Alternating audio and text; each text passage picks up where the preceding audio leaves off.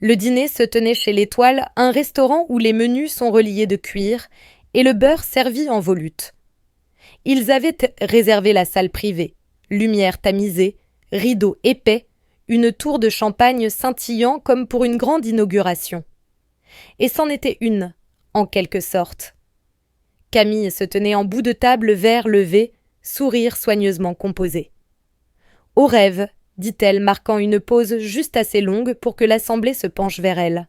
« Et à l'accord qui a donné vie au mien. » La table explosa. Applaudissements. Rire. Quelqu'un siffla. Elle rayonnait menton, légèrement relevé comme pour capter le meilleur angle d'une photo de presse. J'étais assise à l'autre bout, 3 chaises de la porte, un bras nonchalamment accroché au dossier comme si je pouvais encore décider de partir. Elle portait du rouge, évidemment. Une robe audacieuse taillée comme une armure. Quand le producteur à ses côtés fit glisser une boîte en velours sur la table, Camille l'ouvrit avec panache. « C'est sur mesure », murmura-t-elle, dévoilant une plaque de la taille d'un livre. Or et acajou. Gravée au centre, celle qui tisse des mondes mérite d'en habiter un. Je connaissais cette phrase. Pas parce qu'elle était d'elle, parce qu'elle était de moi. Je l'avais griffonnée à 3h17 du matin sur un carnet, les mains tremblantes, après ma 2e crise d'angoisse de la semaine. J'attendais une révision de scénario qui n'est jamais venue. À l'époque, je croyais encore que Camille partagerait un jour le crédit. Que c'était encore notre histoire. Elle brandit la plaque comme si elle lui importait. Comme si elle se souvenait de son origine. Mais elle n'était pas là quand elle est née. Moi si. On fit passer la plaque. Les compliments fusaient, comme des confettis. Tellement poétique. Tu as toujours eu ce don. Ça devrait être sur des produits dérivés. Camille rit modeste, humble fausse. Ça m'est juste venu comme ça. Je ne dis rien. Ne sciez pas. Je pris mon verre d'eau, laissant la condensation glisser sur mon poignet. La salle bourdonnait de louanges, mais je l'observais depuis le bord comme un fantôme à son couronnement. Elle leva son verre à nouveau trinquant à sa muse. Pas moi, bien sûr. Pas l'écrivaine. Juste l'inspiration. Et là, j'ai compris. Elle ne remerciait pas celle qui lui avait donné une voix. Elle remerciait son miroir. Car je n'étais pas sa muse. J'étais son fantôme. On disait que j'étais le cerveau. Mais personne n'a demandé ce que ça fait de vivre sans visage. Je n'ai pas toujours été invisible. Il fut un temps où Camille et moi partagions une chambre, une pile de carnets et un langage secret fait de livres cornés. On restait éveillés à chuchoter sur les histoires qu'on écrirait un jour ensemble. Elle choisissait les noms. J'écrivais les scènes. On formait une équipe. Avant que les projecteurs ne la trouvent et m'oublient. La gloire de Camille a commencé avec un blog. Elle postait des citations, les miennes écrites pour le plaisir, avec des moodboards et des selfies filtrés. Ses légendes scintillaient. Les miennes en vérité. Mais personne ne le savait. On la disait accessible, spirituelle, une voix nouvelle en fiction. Elle m'appelait son éditrice, comme si c'était une faveur. Puis vint l'idée. Une série fantasy pour jeunes adultes, dit-elle en sirotant un café glacé au lait d'avoine. Quelque chose de dramatique. Une fille avec une épée, mais avec un trauma émotionnel aussi. J'ai ri. Je pensais qu'elle plaisantait. Elle ne plaisantait pas. J'ai esquissé un chapitre ce week-end-là. Elle l'a qualifié de magique. Elle a publié un extrait en ligne, sous son nom. Ça a explosé. Des agents l'ont contacté. C'est notre chance, m'a-t-elle dit. Tu écris, je présente. Je me suis dit que c'était normal, on était sœurs. Je n'avais pas besoin de reconnaissance. Pas tout de suite. Elle m'a envoyé un contrat par email intitulé « Ménage administratif ». Pour des raisons fiscales, selon son agent. Je l'ai signé en mangeant des restes dans sa cuisine. Sans le lire. Je lui faisais confiance. Le premier livre s'est vendu en 1 semaine. Puis 2 autres en préachat. Camille est devenue la nouvelle grande voix de la fantaisie féminine. Tournée littéraire. Panel. Sponsor. Je la regardais louer la prose pour laquelle j'avais saigné. Elle m'envoyait des chèques. Discrets. Juste assez pour mes piges et ma thérapie. Maman l'appelait la visionnaire. Papa disait qu'on formait le duo parfait. Camille est le visage, Léa est le cerveau. Mais les cerveaux ne remplissent pas les salles. Les cerveaux n'ont pas d'applaudissements. J'écrivais des chapitres entiers à partir de ces notes, plus de drame ici. Fais pleurer la fille, mais intelligemment. Elle se disait écrivaine d'ambiance. J'écrivais les mots. Elle foulait les tapis rouges. Elle n'avait pas besoin de voler mon nom. Elle avait mieux. Mon silence. Et je m'y accrochais. Parce qu'au fond, je pensais qu'elle me ferait une place un jour. Qu'elle se retournerait et dirait « c'est le moment ». Elle l'a fait. Mais pas pour moi. Pour Netflix. Elle n'a pas juste pris ma voix. Elle l'a vendue et signé le reçu avec son sourire. J'ai découvert la vérité comme la plupart des trahisons, pas par une confession, mais par des documents. C'était un mardi, un jour banal. Je venais d'envoyer une proposition à un client quand un email est arrivé. Objet. Demande de vérification des droits de licence internationaux. J'ai failli le supprimer. Je ne connaissais pas l'expéditeur. Mais quelque chose m'a poussé à l'ouvrir. Une note brève d'un assistant juridique d'une firme de distribution à Berlin. Il finalisait un contrat pour l'adaptation en streaming de l'Empire d'en bas, le grand succès de Camille. Il voulait vérifier l'identité des contributeurs éligibles au crédit. Une liste. Sinon, le sien en tête. Le mien n'y était pas. Mais une note de bas de page a attiré mon attention. Une clause enfouie dans le jargon juridique, tous les droits d'adaptation, de traduction et de merchandising sécurisés par l'accord de 2020 avec l'unique autrice nommée Camille Dubois. Je suis restée figée.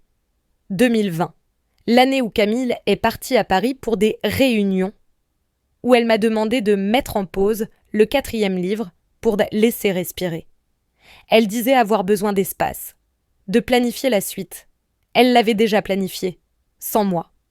J'ai ouvert mes vieux documents, parcouru des dossiers poussiéreux, puis je l'ai trouvé, le contrat signé dans sa cuisine. Ménage administratif, avait-elle dit ?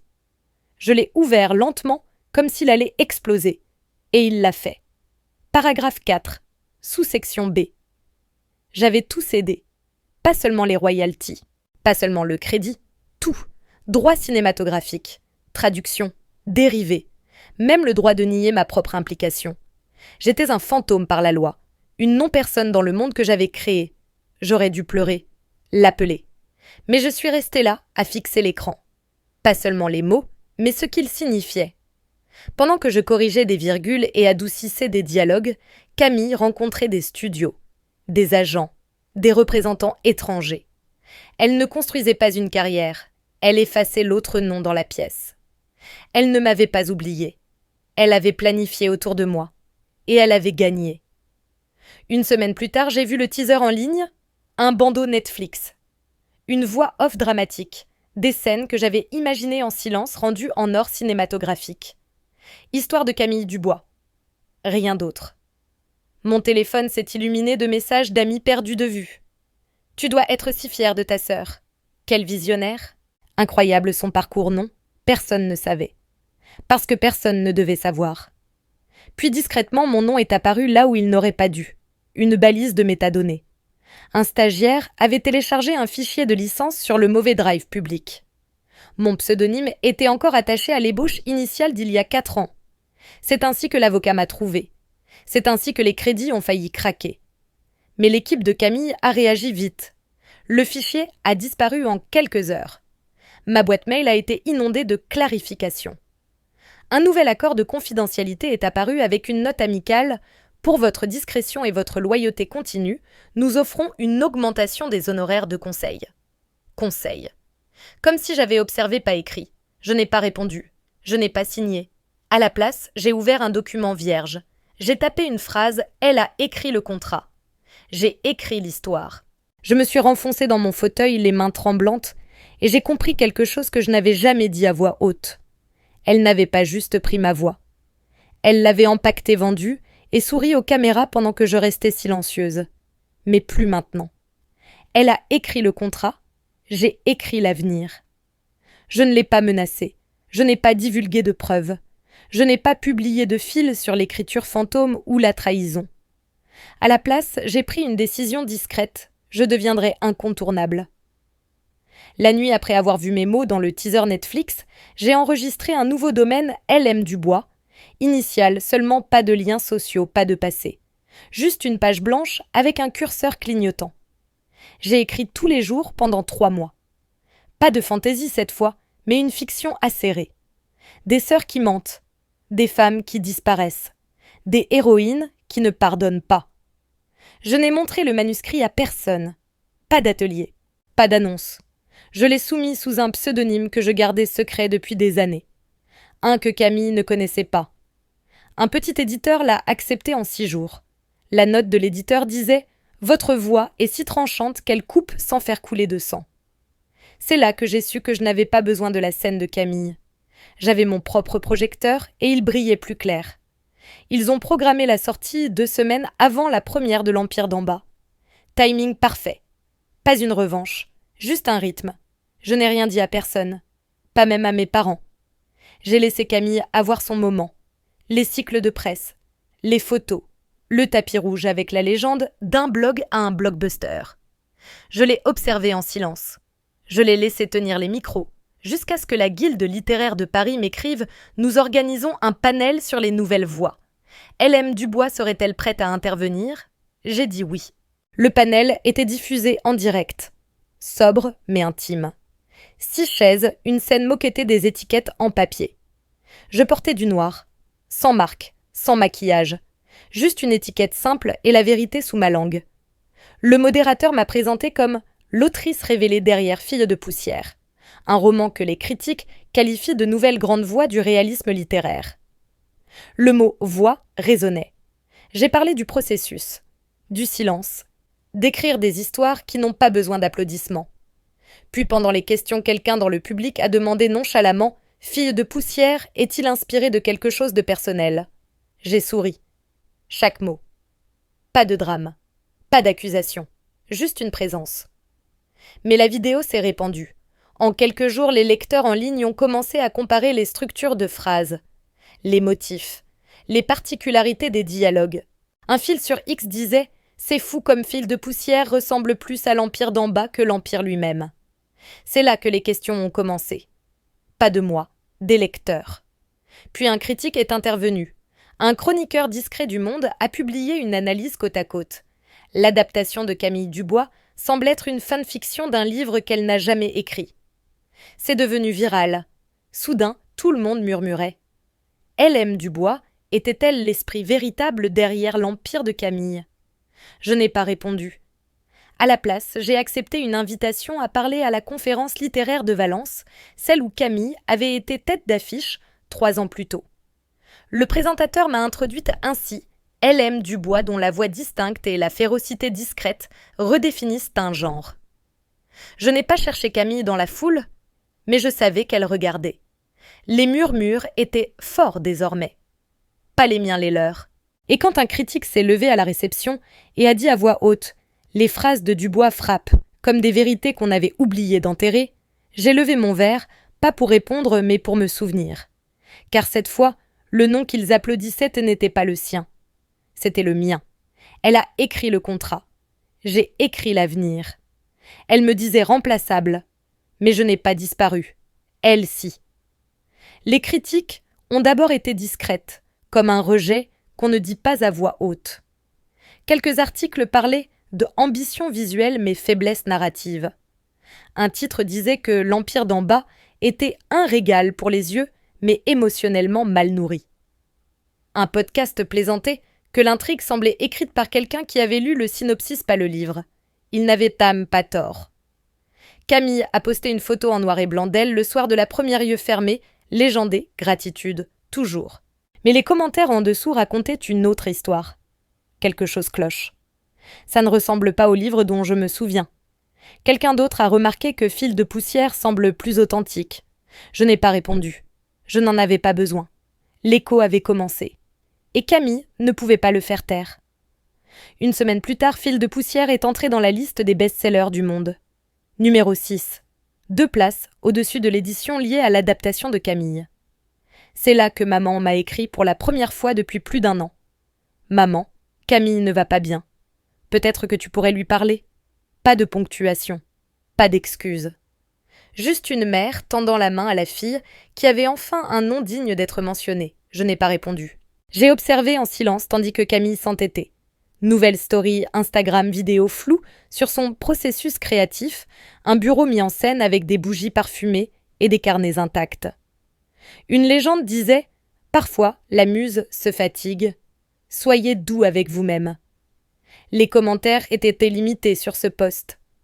La dernière fois que je l'ai vue en public, c'était en arrière-plan d'un live stream de Panel. Elle ne parlait pas. Juste assise, immobile, s'estompant. Elle portait un blazer blanc et trop de fond de teint. Son expression était composée, mais ses mains s'agitaient sans cesse, ajustant ses manches, lissant la nappe, triturant sa bague. Et j'ai réalisé quelque chose de nouveau. Elle n'avait pas peur d'être oubliée. Elle avait peur d'être mal comprise. Car au fond, elle savait que les applaudissements étaient de tout pour quelque chose qu'elle ne pouvait pas reproduire. Pas parce que l'histoire avait changé, mais parce que la conteuse était partie. Ma librairie préférée a mis Fil de poussière en vitrine, à côté d'une pancarte en craie « Histoire vraie voix vraie ». Les livres de Camille n'étaient pas exposés cette semaine-là. Son éditeur n'a pas réimprimé l'édition du film après l'échec de la première vague. On a cessé de citer ces légendes. On a cessé de me demander si j'aiderais à écrire la suite. Personne ne parlait plus de Camille. Pas même notre famille. À Noël, la table était plus petite. Pas de toast. Pas de grandes déclarations. Juste un repas calme où les gens mâchaient plus qu'ils ne parlaient. Quelqu'un a mentionné l'édition. Papa m'a regardé, a commencé à dire quelque chose, puis s'est arrêté. Camille n'a pas été mentionnée une seule fois. Elle me disait autrefois le plan de secours. Maintenant, j'étais la seule encore sur scène. Mais il n'y a pas de joie à regarder quelqu'un tomber même s'il a un jour marché sur vos épaules pour grimper. Il n'y a qu'une distance. La reconnaissance que la personne qui vous a blessé n'a plus le contrôle, mais vit encore avec ce qu'elle a fait. Une lectrice m'a écrit. Il y a quelque chose de solitaire dans vos phrases, mais c'est le genre de solitude qui vous fait vous sentir vu. J'ai répondu simplement « Je sais ». Car ce n'était pas une revanche. Pas vraiment. C'était le son qui arrive quand un nom cesse de résonner dans la bouche d'un autre et commence à vivre dans la vôtre. Elle a bâti son empire avec mes mots. J'ai bâti le mien avec mon nom. Je ne l'ai jamais confronté. Pas d'email dramatique, pas de lettre soigneusement rédigée, pas de conversation finale où j'énumérais ce qu'elle m'avait pris et ce que ça faisait. Je n'avais pas besoin qu'elle admette quoi que ce soit. J'avais juste besoin de son silence. Et je l'avais enfin. Le dernier message qu'elle m'a envoyé date d'il y a des mois. Un DM court, sans salutation, sans nom. Si tu continues d'écrire, au moins épelle correctement notre nom de famille. Je n'ai pas répondu. J'ai bloqué le compte et continué à taper. Car désormais la seule personne à qui j'écrivais, c'était moi. Quand l'édition poche de Fil de poussière est sortie, j'étais assise dans un coin d'une petite librairie indépendante. Une jeune fille s'est approchée du comptoir tenant un exemplaire. Elle avait un appareil dentaire et du vernis écaillé. Elle s'est tournée vers son amie et a chuchoté « Celui-là m'a fait sentir que je n'étais pas folle ». Son amie a hoché la tête. Pareil, j'ai surligné la moitié. Elles ne m'ont pas vue. Elles n'avaient pas besoin de me voir. C'était l'essentiel. Quelques semaines plus tard, j'ai été invitée à parler à un festival littéraire à Bordeaux. La salle n'était pas immense, peut-être 60 personnes sur des chaises pliantes, mais ils se penchaient quand je parlais. Ils prenaient des notes. Une femme d'une 50aine d'années a levé la main vers la fin et a demandé « D'où vient Fil de poussière ? Qu'est-ce qui vous a poussé à l'écrire ?» J'ai marqué une pause. Pas parce que je ne savais pas la réponse, mais parce que pour une fois, je n'avais pas peur de la dire. Ça vient du silence, ai-je dit. Celui qui essaie de vous effacer. Celui dans lequel on apprend à survivre. Pas de hoquet. Pas de réaction dramatique. Juste une compréhension silencieuse et des hochements de tête de ceux qui avaient vécu la même chose. Après le panel, une femme dans la 50aine s'est approchée. Elle n'a pas dit grand-chose. Elle m'a juste tendu un programme plié avec une note à l'intérieur. Merci de m'avoir rappelé que je ne dois à personne une réécriture de qui j'étais. Ce soir-là, dans ma chambre d'hôtel près de la fenêtre, j'ai regardé le vent plier les branches des arbres en arc lent et patient. J'ai pensé à celle que j'étais, la fille qui éditait des chapitres en échange de louanges jamais reçues. La sœur qui donnait le crédit comme une monnaie qu'elle n'était pas censée dépenser pour elle. Elle est partie maintenant. Ce qui reste est plus calme, plus lent, mais plus solide. Je n'explique plus ce que je fais quand on me le demande. Je dis que j'écris, je dis mon nom. Parfois, je me surprends encore à hésiter, attendant qu'on me questionne, qu'on dise que je suis là parce qu'un autre m'a fait une place. Mais je me souviens alors, personne n'a fait de place. Je l'ai reprise. Une de mes lectrices préférées m'a envoyé une photo de son étagère. Fille de poussière trônait entre deux reliés. Elle a écrit « Celui-là m'a fait me sentir vue », comme si quelqu'un avait laissé une lumière allumée pour moi. J'ai regardé cette photo longtemps, car c'était tout ce que je voulais. Pas des applaudissements, pas une revanche, juste la preuve que j'avais vécu, que ma voix avait survécu à la version de moi qu'ils avaient tenté de narrer. La dédicace de mon deuxième roman dit « Pour les filles qu'on a toujours prié de rester derrière le rideau ». Je n'écris plus sur Camille. Elle n'est pas l'histoire. Moi, je le suis. Certaines histoires ne parlent pas de vengeance. Elles parlent de reprendre ce qui n'aurait jamais dû être pris. Votre nom, votre voix, votre place. Chez Révélation, nous ne courons pas après le drame. Nous déterrons ce qui a été enfoui. La vérité, l'identité, la puissance discrète. Car tout le monde n'a pas besoin de pardon. Certains ont juste besoin que le silence prenne fin. Avez-vous déjà dû reprendre votre histoire ? Partagez-la dans les commentaires. Votre voix pourrait être celle dont quelqu'un a besoin d'entendre aujourd'hui.